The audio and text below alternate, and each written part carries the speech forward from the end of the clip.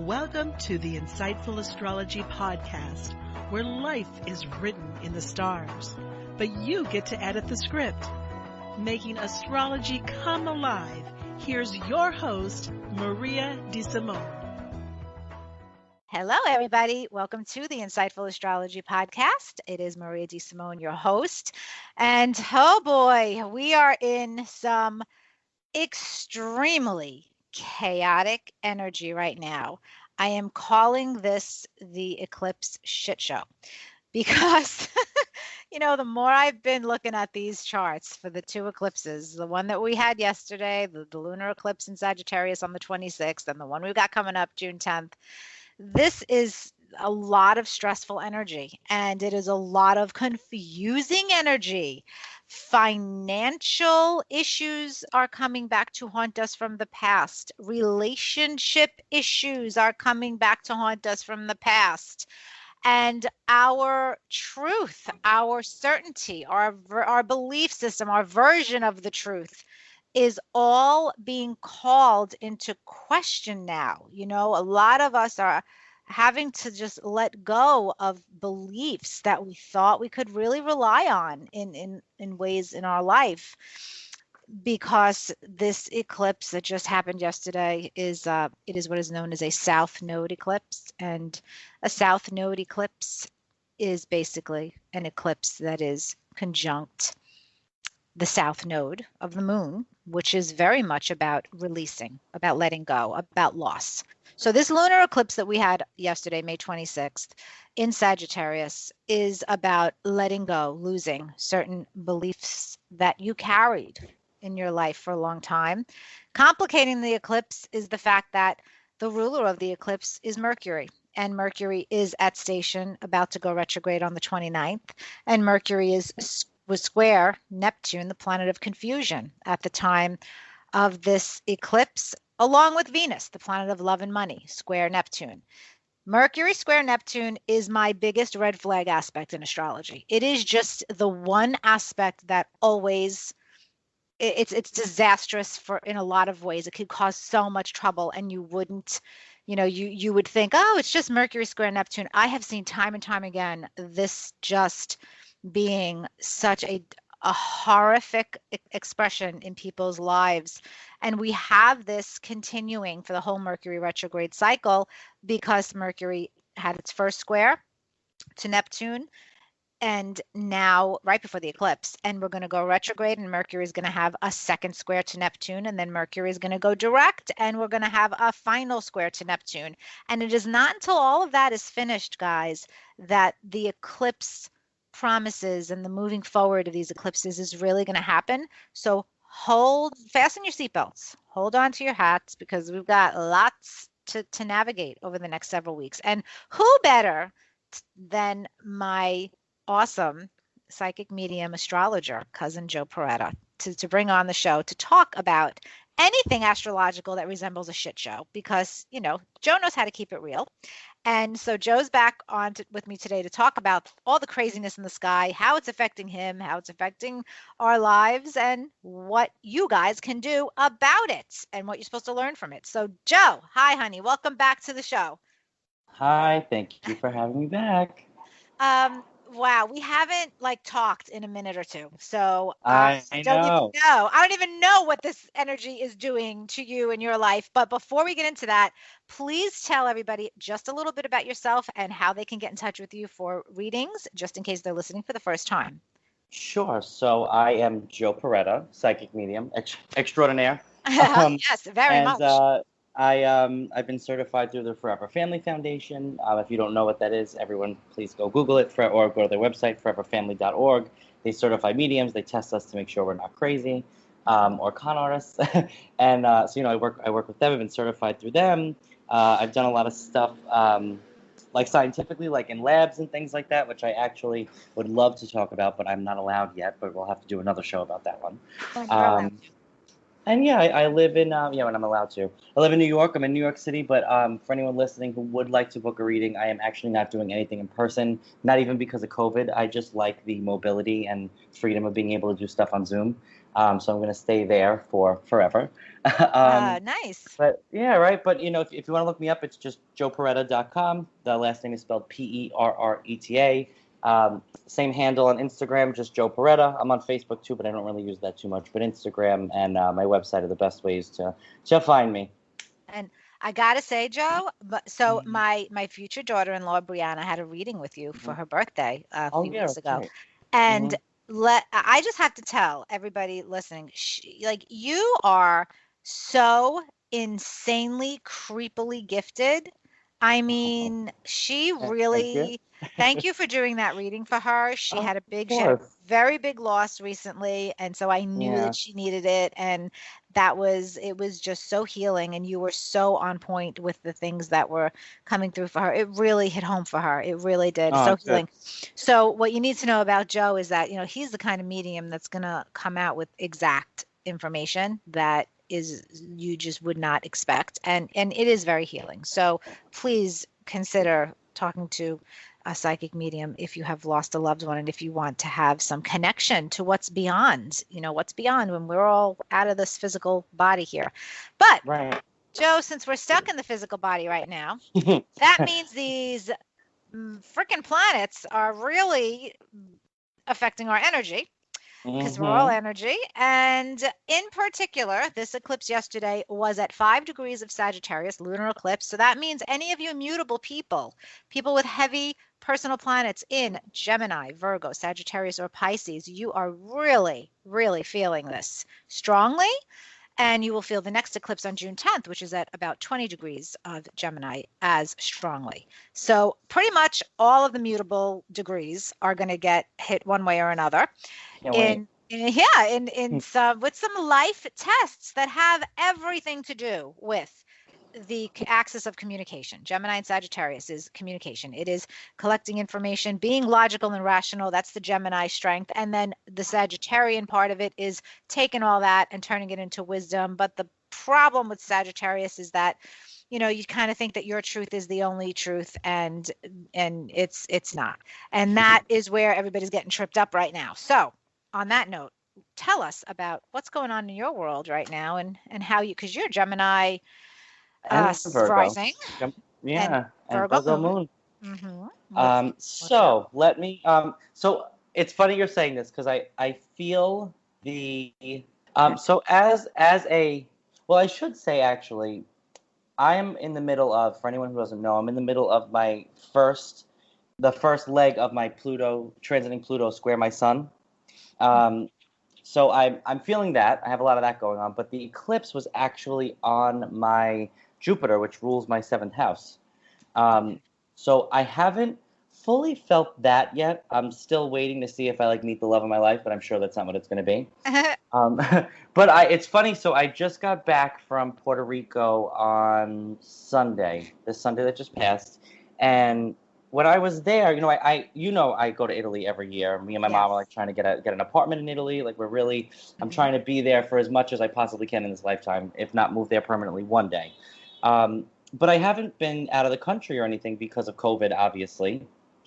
And I kind of forgot how much I enjoyed not being in the continental United States. I hate to say that, traitor to my country, I know, but I really I find, and maybe this is because I have Sagittarius on my 7th house, anyone that I ever meet that I really connect with, especially romantically, is always from another country.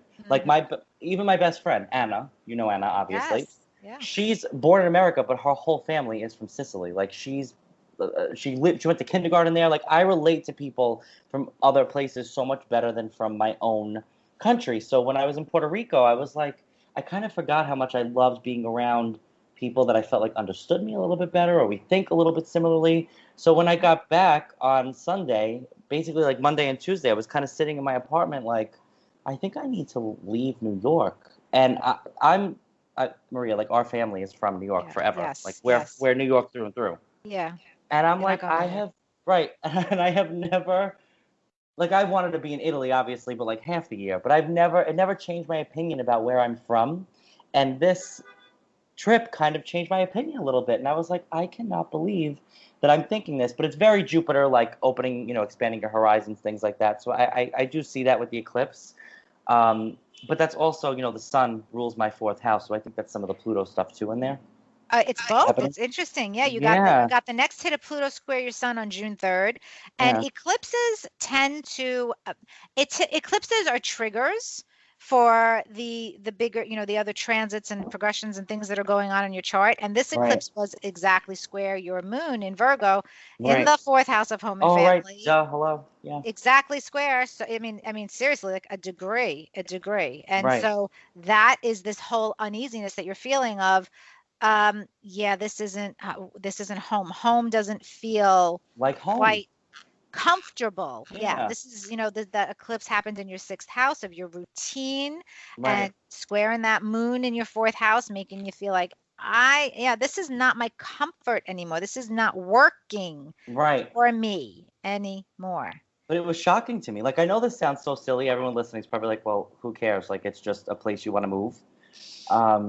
But I swear to God, I was like shaken by the fact that I was questioning if New York was still like the place that's in my heart. You know what I mean? It's probably not.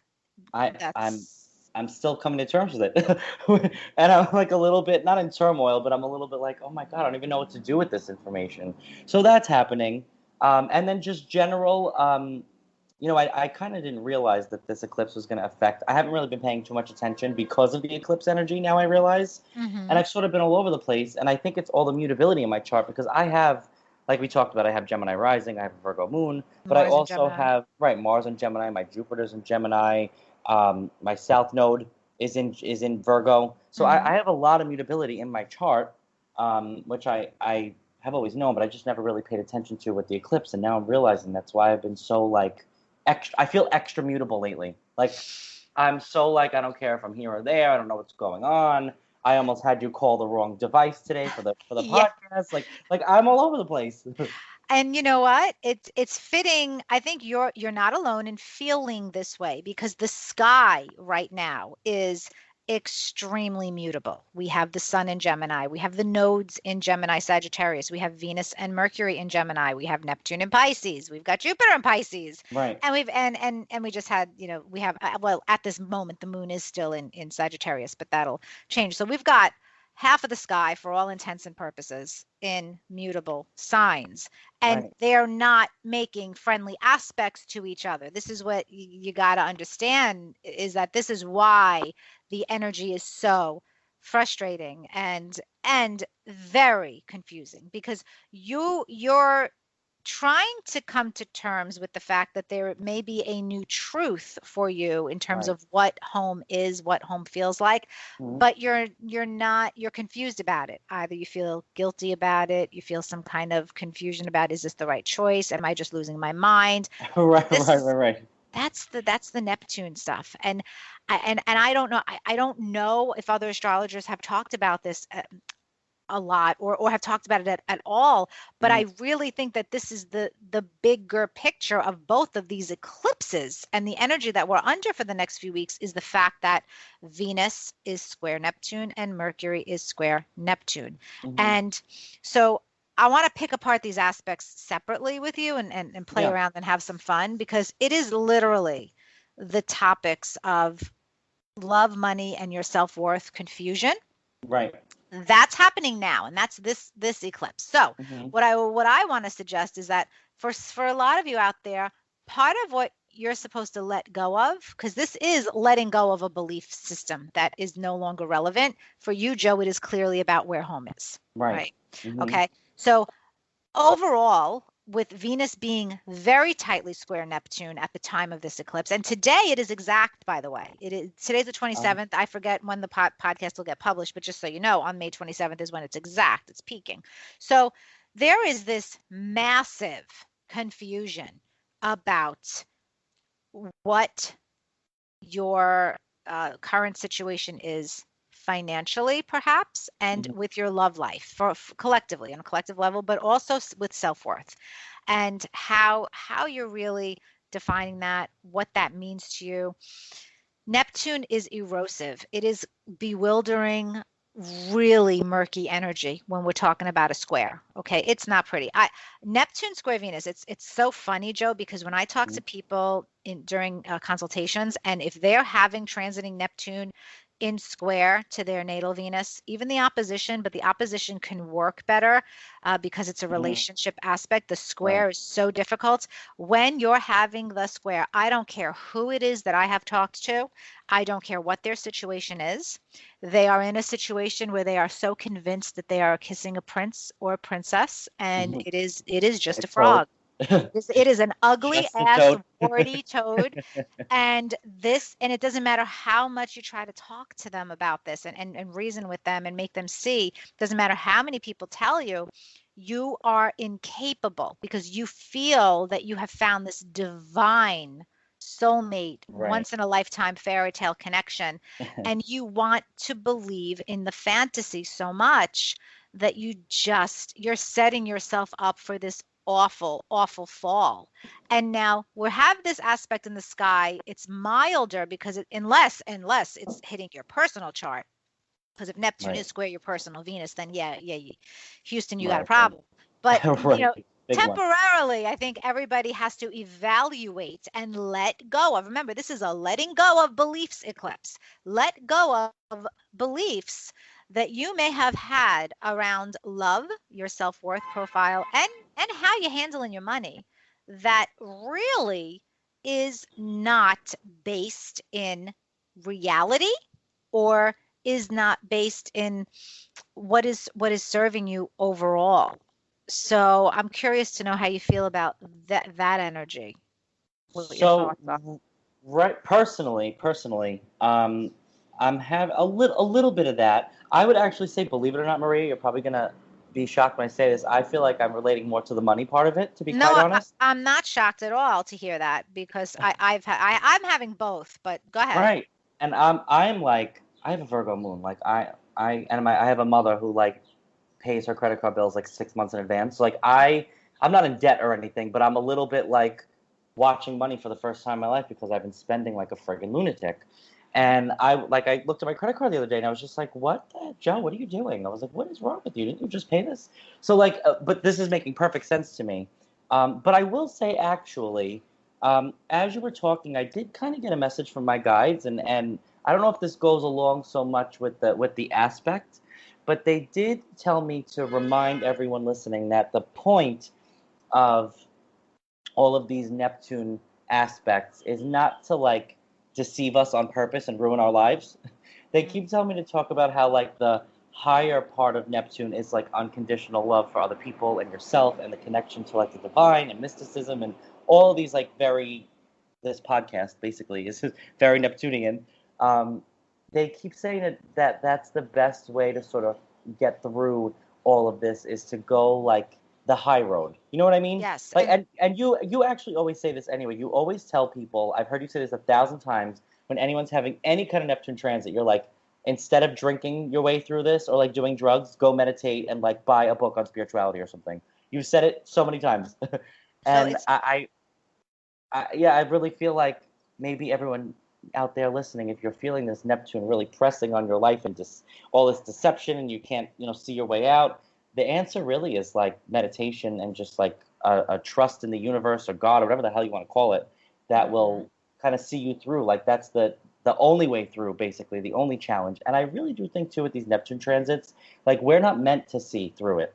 Like I don't think there's any way to actually see it fully until after it's over. Do you know what I mean? You're not. Yeah, I'm so glad that you brought that up because I agree. High vibration Neptune is the only way to get through a hard Neptune transit. Right. And so when it applies to the Venus-Neptune situation, okay, if it's a person, if it's a love life disappointment, let's say, or a delusion that you're going through, or, a recognition that, oh, wow, this person isn't so perfect after all, but the relationship is worth working through, because that could be it too. I'm not saying everybody's getting their heart broken or going through a divorce or a breakup right now. There is just a lot of disenchantment. Okay. Right. So high vibration Neptune way of dealing with that is either you have to recognize, okay, I could love the person, but we are not meant to be together, and I can still send this person love and wish him or her the best, even if there was pain involved, and take a higher self perspective.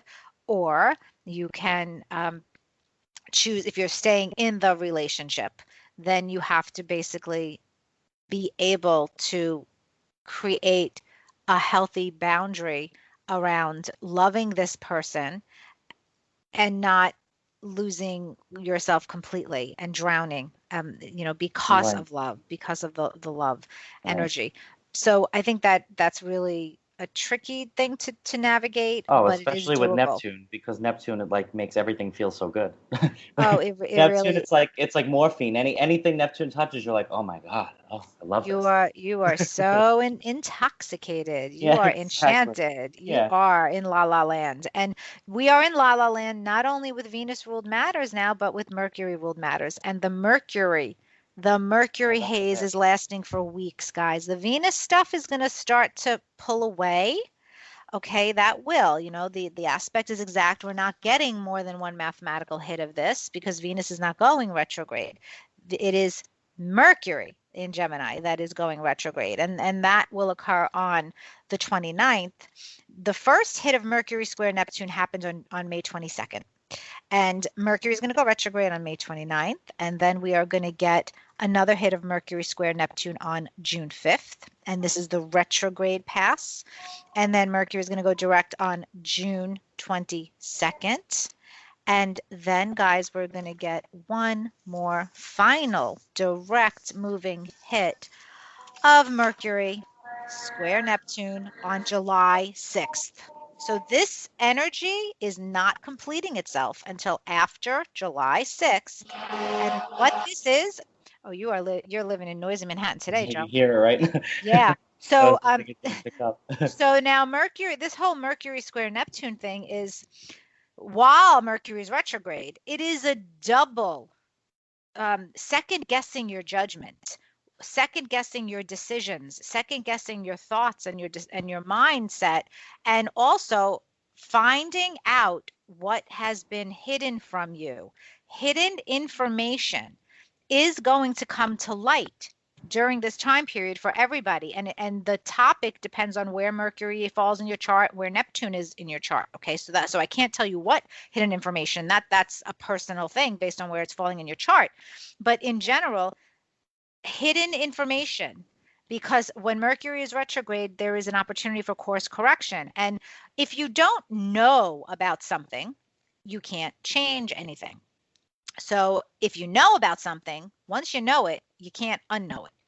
And there is going to be this awareness, I think, that's happening for everybody in areas of their life that maybe you wanted to not see, maybe you wanted to turn a blind eye, but you can't, or maybe you just found out that you were blindsided with information that's coming to light that is blocking you now, that is making Mhm. it really impossible for a dream to come true, for you to have this Neptunian ideal. And maybe part of this path is to reevaluate whether or not that ideal is good for you or what you really, really, really want overall. That may be changing for us after July 6th. So it's complicated, okay? And then the next eclipse that happens on June 10th is a solar eclipse, and it's at 20 degrees of Gemini, and it is happening while Mercury is retrograde, again, the ruler of the eclipse. And so Mercury is square Neptune. Okay, I think I said that the ruler of the May 26th eclipse was Mercury. No, it's not. It was Jupiter, but Jupiter is actually in a T square to that eclipse. So it is still part of the problem with the full moon eclipse. But the ruler of the new moon eclipse on June 10th is Mercury, and Mercury is retrograde, and Mercury square Neptune.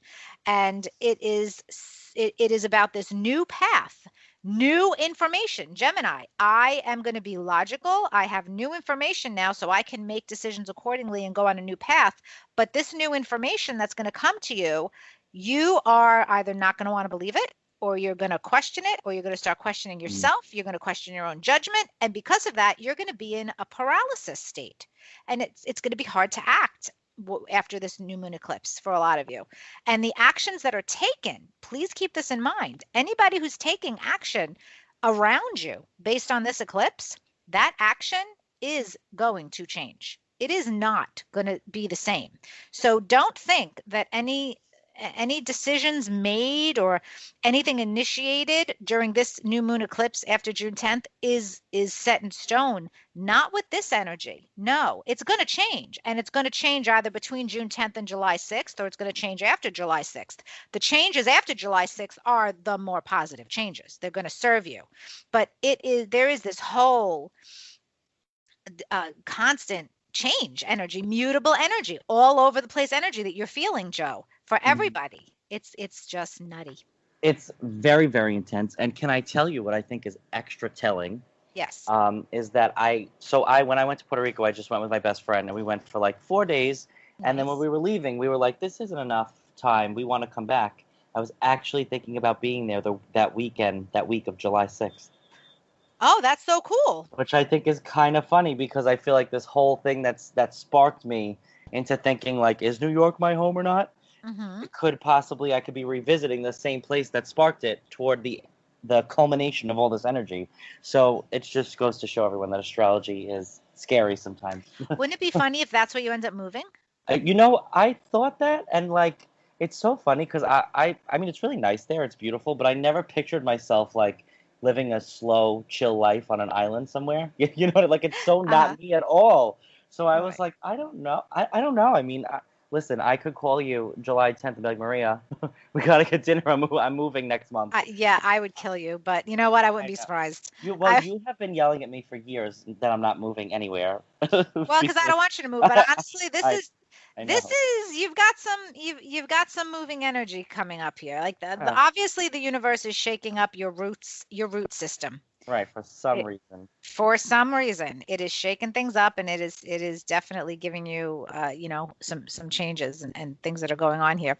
So, my gosh. So what is happening in your life, though? Because I feel like I know a little bit about it, but I don't know the whole story. Okay, so this eclipse. So I have the moon in Sagittarius in the 8th house at about 11 degrees, and I have Neptune conjunct the moon, and Neptune is about 9 degrees. So this eclipse that we just had is conjunct my Neptune in the 8th house. Mm-hmm. And it has manifested in financial ways. Okay, 8th house, and I'll tell it's a funny story, because my 8th house Neptune always kind of seems to trip me up when it gets triggered. But so it definitely manifested there, and it has manifested absolutely in areas of intimacy and home and roots for me, because this eclipse is close to my moon, and the moon rules the 4th house of home and family.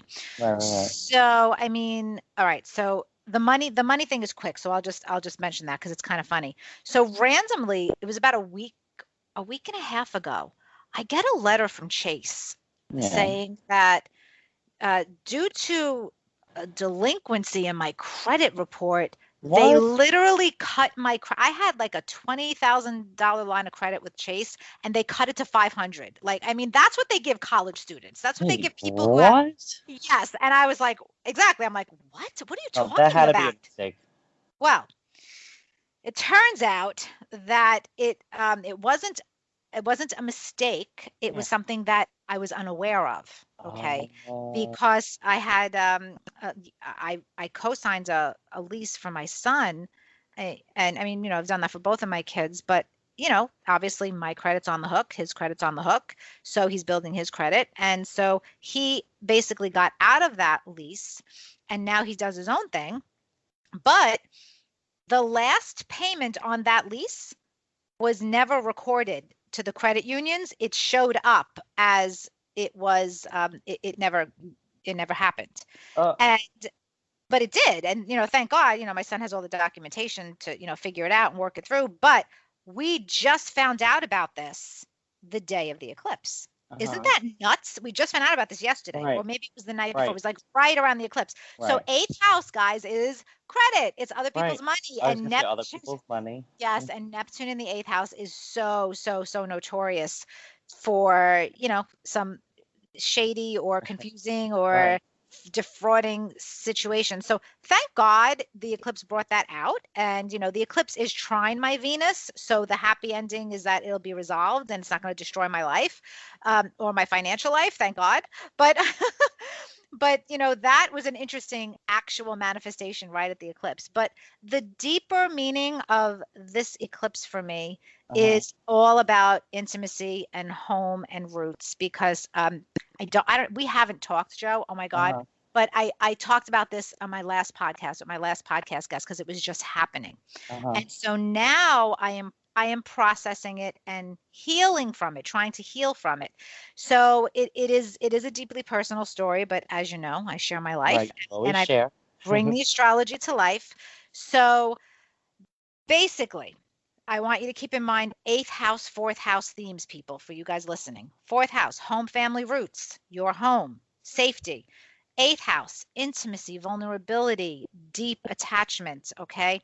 And so the eclipse being next to my moon Neptune conjunction has really stimulated this whole disaster, this crisis point of what I thought was giving me emotional security, moon Neptune, really ended up being not the case, and it re-triggered like betrayal feelings and trauma feelings from years ago, from my marriage and everything. So basically, for many, many years, and you know this, Joe, but I have to fill in the blanks for realistic to bring the astrology to life. So sorry if you're going to be bored for 5 minutes. No, it's okay. All right. So years ago, I went through a divorce. This is like many, many, many moons ago. And my situation in the divorce was I was just starting out as an astrologer, didn't have a pot to piss in. And I was allowed to stay in the home, the marital home, until my daughter turned 18. But the marital home happened to be right next door to my ex-in-laws. And I had the awful situation for 12 years of having to see my ex-husband with his new girlfriend and my children, and see my ex-in-laws, having fun, everybody doing everything and also, next door. can I just add, the ex-in-laws were like the worst ever. Like, these aren't just like any in-laws. It was a very traumatic situation that gave me no security and emotional stability. It was very difficult, but I bought my house 2 years ago. I moved as far away as I could from that place. And I love my home. Love everything about my home. I loved my new neighborhood. There's, beaches everywhere. And I finally thought I had all that security, Joe, right? And I think I was really vibrating high 2 years ago with that peace and that security. Right. And I was in a great place. And I also met a man at the very same time that I moved here, who, literally rang my front doorbell, which was my biggest joke, that, oh, this must be fate, because, I always said, for me to fall in love with somebody, he's got to ring my freaking doorbell for me to find a guy. There he was. And there he was, rang my front doorbell, and he lives in the neighborhood. And for the past 2 years, we had a very non-committal relationship, because he had very good way to put it. Because he had finished a divorce. He was a lot younger than me. He said he needed time and space, and I understood that because I went through the same thing, and I was just like, oh my gosh, madly in love. And we had deeply integrated lives. Every day we would talk every day. Our families, I would go to his parents' house and have espresso with his mother, and we would have dinners together. He would be here at my house. He would do things for me. My house, I mean, I can't even tell you, the man saved me thousands and thousands of dollars. He did so much work for me. It was like we were in a marriage, but there was zero commitment. And I accepted that, which was my biggest mistake, because, there were plenty of red flags that everybody around was telling me about that I didn't want to see, because this is Neptune, right, people? And so what ended up happening, which triggered the trauma that I am now releasing and healing from for the first time in my life, actually, Joe, that I didn't realize, is that he, he started recently, over the past couple of months, pulling back and being a little bit more evasive, and he started developing a friendship with a woman who lives right across the street from me. I knew about this, yes. And turns out that when he got caught entertaining both of us, I will say it like that. Oh. He got caught by me because, and I'm accused of being a stalker, by the way, but it's just my intuition. Are you kidding? Anyway, Once my intuition is triggered, I will find out your shit.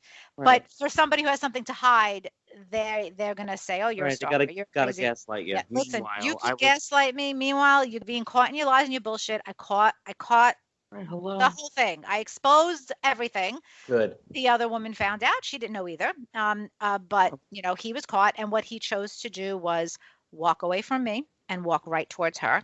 And after 2 years of not giving me any kind of a commitment, they are in a full-on relationship, and it's happening right in front of my face. And there's oh, been a lot of pain, and it's right across the street from me, and I can't leave. Okay, so fourth house, eighth house is triggered right, big time this eclipse. So now the silver lining here is that situation re-traumatized me and made me remember all the stuff that I had to deal with my divorce that I never right, really healed from. And I'm like, wow, I finally moved here and got my peace and my freedom, and the same thing happened again, Joe. right. You're in the same The same story. situation, I'm in the same exact situation. but I like cannot run very away from it. specific situation. Like, what the hell? You can't Exactly. even make this up. You can only me. But the same situation. Why am I in the same situation? Because I attracted the same situation because I never healed from it. I never Uh, made the right choices, Okay. and I never truly defined I never loved myself the way that I should have. And Right. I somehow thought that this is the only kind of love I deserved. Okay. So Right. wah Maria, blah blah blah. But this eclipse is again trine my 12th house Venus. And so the healing, the letting go of these beliefs, right? Remember I said you're letting go of beliefs, guys. So I'm letting go of beliefs around intimacy, vulnerability, letting go of the trauma, letting go of what I, thought security meant, and Right. letting go of the attachments of, you know what? I'm in a situation now where this is still my home. This is still my sanctuary. This is still my peace, Neptune. And I'm not going to let anybody take that away from me. And I have to vibrate as highly as possible Right. and not allow this to affect me, even though Destroy everything you built. Literally. You know what I think is so interesting too about all this is that you buying your house was so much like a culmination and like physical representation of everything you went through, like building your career. Mhm. And honestly, like people don't probably, I don't even know if they know this about you, but like when you first started as an astrologer, it wasn't like everyone in the world was supporting you either. It was very much like you knew you had to do this.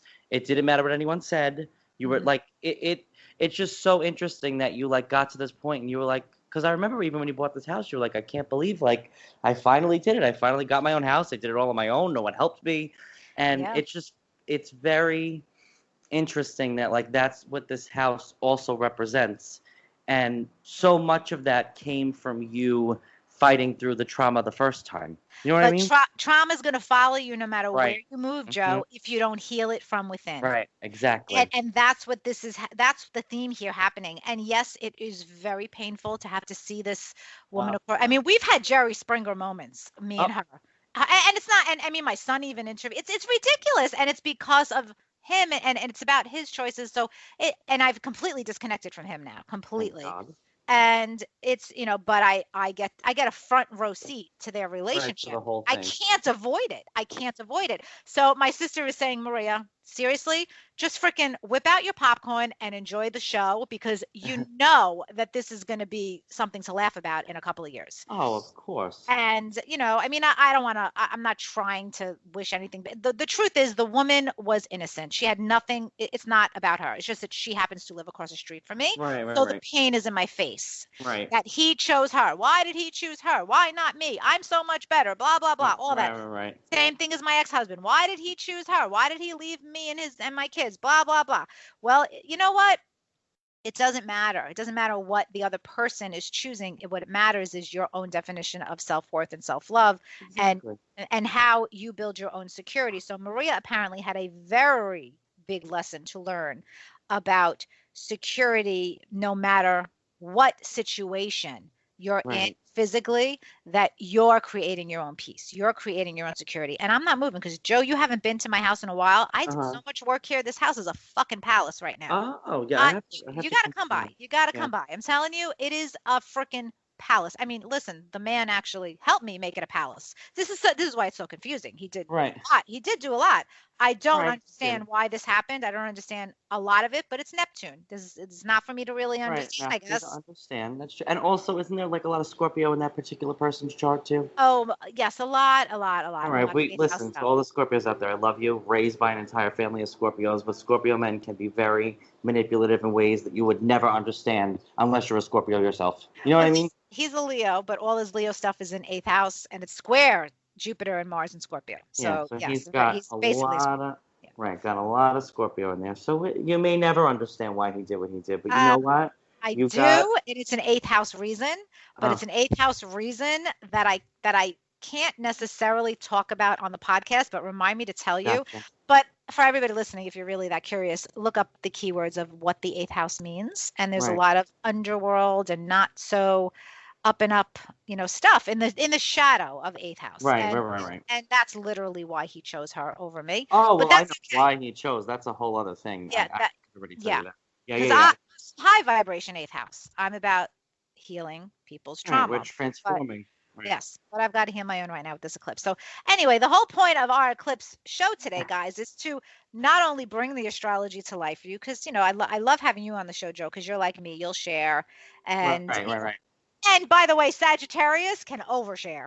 And yes, I am guilty of that with my Sagittarius moon next to Neptune. But I don't care because it's my life and my story. And if my story helps heal one other person out there and make them feel more human and more connected to me and safer to trust me with their secrets and help heal them, then I guess it was all worth it, Right. So these eclipses, guys, lots going on. It's going to be a confusing few weeks, and a lot of things from the past are going to come back. So people from the past, they're going to come back.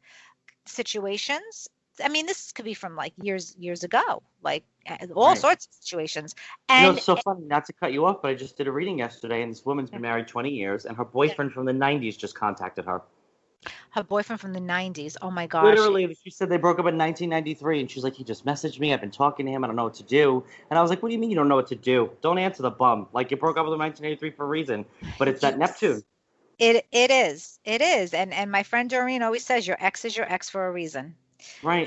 And the past should stay in the past most of the time. Right. I mean, I guess the truth is most of the time. But if you can get healing from the past and forgiveness and all of that compassion, fine. That's beautiful. But, hopefully after July 6th, when all of this stuff regulates in the sky, everybody will be able to move forward with their head on straight. Hopefully. And I will be there with you to guide you. So again, Joe, just let everybody know where to find you real quick because we're actually out of time. Oh, this always goes so fast. So again, if you wanted to book a reading or reach out for any other reason, the best place would be on my website. It's joeperreta.com. That's Perreta. And add me on Instagram. It's also Joe Perreta is the handle. I post a mix of my own life and psychic witchy shit on Instagram. So if you wanted to see how nuts I am in my real life, just follow me on there. I love it. Are you still doing those card readings? I kind of fell off for a minute. Okay. And then I had like the universe nudging me again, and I've been ignoring it for the last 2 weeks. So I'm gonna start again, and I might start doing my lives again too, like maybe once a month or something. Because it was a lot. It was a lot once a week. It was getting to be too much. Well, I understand that. And with all the mutable energy, it's hard to commit to anything long term right now. So because everything is constantly changing right now. Right. So exactly. All right, guys. So thank you all for listening. I keep saying watching. Somebody told me you're saying watching. Because I'm confusing the YouTube videos that I do with the podcast. Yes. So and by the way, if you don't know, I have a YouTube channel. So go watch your free video horoscopes, people. Maria D. Simone on YouTube or Insightful Astrology. You'll find me either way. If you want to book a session with me, go to insightfulastrology.com and we'll be talking very soon. In the meantime, thank you all so much for listening. I hope you get some value out of these podcasts. And until next time, keep using the power of astrology to grow into your soul. I know I will. Bye. You've been listening to Insightful Astrology with your host, Maria D. Simone. Visit Maria on her website at www.insightfulastrology.com to schedule your personal consultation and learn how to use the power of astrology to grow into your soul.